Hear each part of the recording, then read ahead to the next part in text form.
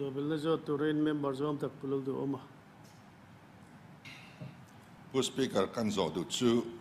Meidum le Hortoki-Meidum Kawng hi nikum December tha khan contractor tene na work order pet chuato ni na langa kan thu don na swallow chuan tu na hian survey an bei mek work order pet to nuwa survey anita a entinge survey timia lovin estimate an siam thei survey ti zo vek nuwa estimate an siam nga chumi nuwa chuan work order issue tur niom takania na impek masak nuwa han survey chop le kha ei thu dikani chuan enge kalmang ti kha pakhat na ni a adang le chuan tuna kong lai tur khu compensate pek tur atama tina kong ahlab athui boka fulai a cheng khuwa te khuanin kong ru hlui akal tir hian du zok nin fiat ania kong ru hlui a chuan kalse KMD velin a toy pha dona tin a amount drop po hi vaibel chu somni pathum velin taniam thei tura an ngai ti te ania chu a kong ru hlui zok a chuan alati theim lo ti thei ni ta sela amasa work order an lo hum na estimate vel ka chu en that le vek ani donem ti kha kan zot dua Meidum Hortoki kung an survey non lea an na tho tu to nuwa tia kha nia hei hetia an han kung an han zonan ti hi til ti pakhat chu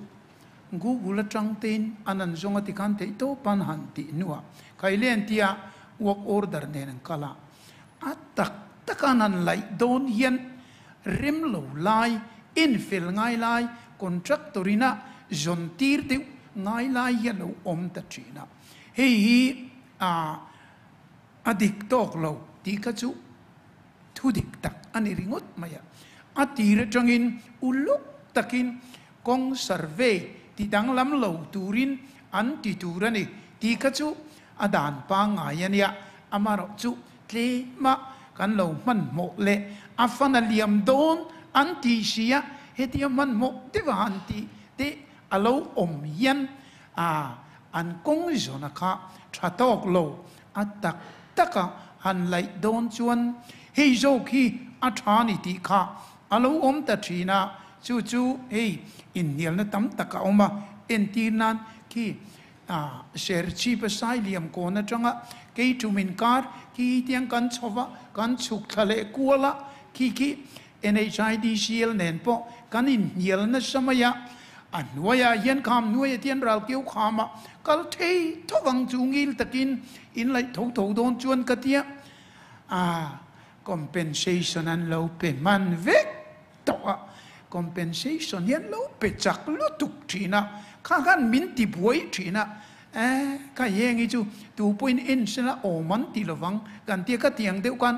NHIDCL po hi kan in hial na sa thina eng poni se ke ni a chuan atlang pui thuin he pui sa hi liam dona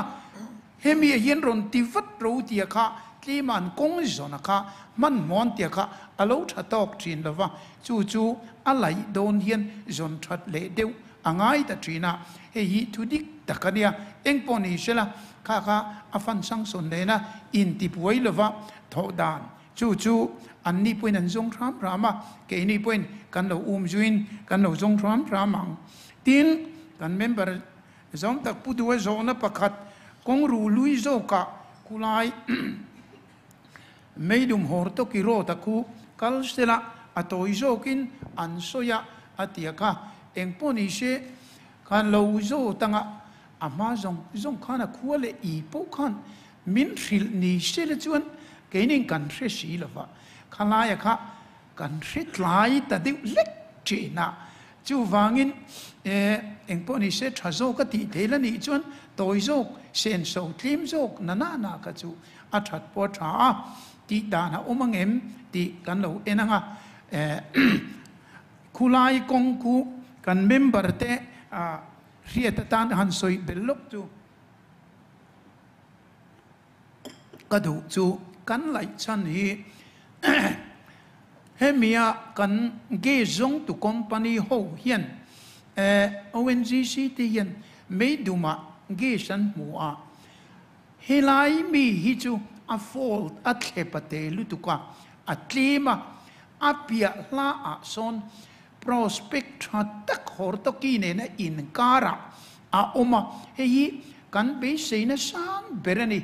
amar chu konga omlo van kan lai the silo an tia ti chuan nabat poisain chu ti na na kan tia kan an lai ta